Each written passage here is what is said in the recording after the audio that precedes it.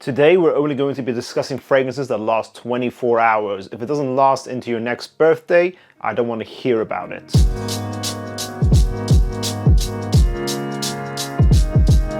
Okay, maybe we don't have to go that extreme. However, performance in your fragrances is a very important factor.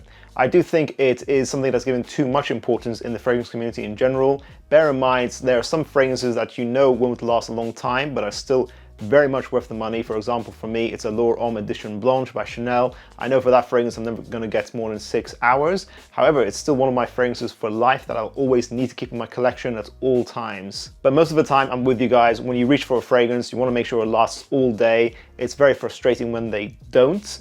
And today I'm going to discuss 5 factors that would make a fragrance not last a long time, or why you're not getting the performance that you want from your fragrances. Let's get into the list.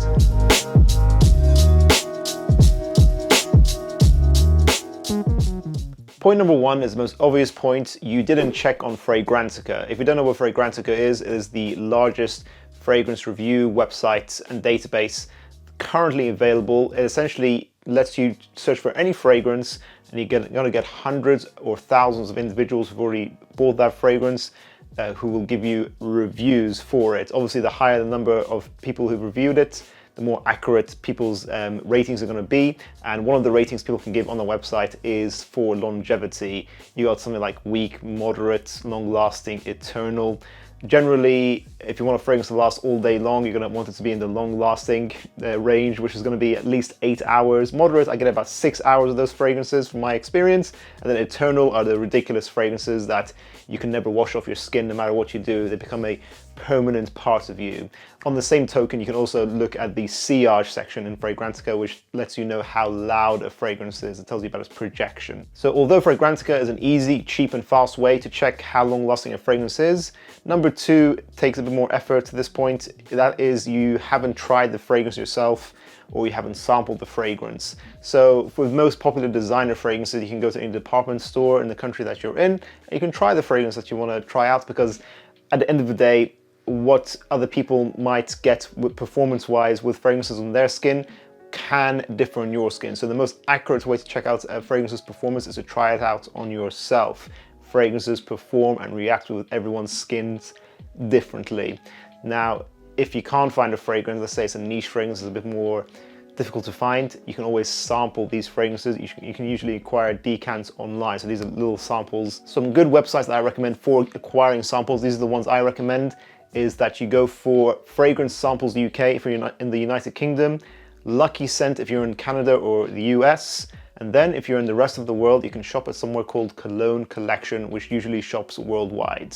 Point number 3, you're not spraying on your clothes. Fragrances that might last 12 hours on your skin will end up lasting weeks on clothing, because clothing just traps fragrances and they just do not come up for a very long time. You must have experienced it probably. You had a jacket that had a bit of your fragrance on it, you put it away in your wardrobe, weeks later you come back, you can still smell that fragrance.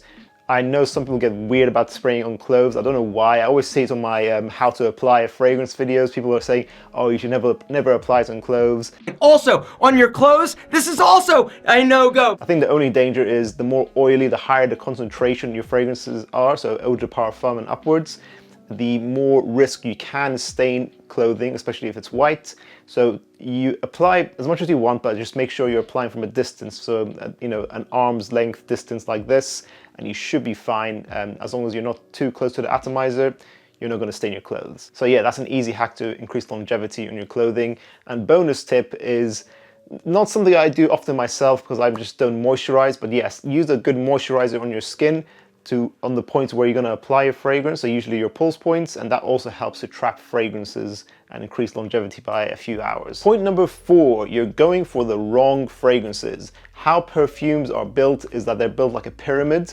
You have your top notes, which come out first in the beginning, your mid notes that constitute the middle part of the fragrance's duration, and then you have the base notes, which are the longest lasting notes, and that's the scent you're going to get at the end of the fragrance's duration on your skin.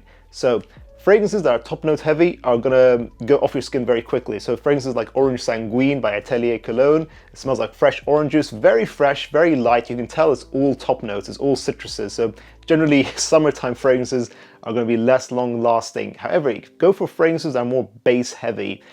Base heavy notes are gonna be things like the vanillas, fragrances that focus on woods, fragrances that focus heavily on musk, on amber. These are the kind of fragrances that will give you more longevity, and you can usually tell that they smell more heavy and more dense. So to illustrate my example, again, we'll be using Orange Sanguine. It's very much an orange fragrance. It's all realistic top notes for that orange. You can tell it's not very dense, doesn't have anything supporting in the base. Then you go to something like Terre d'Hermès, another popular fragrance that again is orange, but now is going to use vetiver, a lot of ISO-E super woody molecules you can smell in the base that give it longevity. Because it's a woody fragrance, even though it's still a summertime fragrance, it's going to last 12 hours as opposed to Orange Sanguine's 2 hours. And finally, point number 5, you're simply living in a hot country. My recent trip to Greece reminded me of this point. When you're living somewhere very tropical, heat dissipates fragrances, that activates them, pushes them off your skin and into the air. Now, if you live in a very tropical country, Mediterranean country, simply fragrances are not going to last as long on your skin. And that's just basic chemistry. You can't change the nature of chemistry. There are, of course, the options of going for these extremely strong fragrances. I know people in the Middle East, my brothers and Habibis over there, go for very potent oud fragrances, even in 40 degrees Celsius, which is very brave. Fair enough, you can go inside, just stay air conditioned. However, you don't have to do that.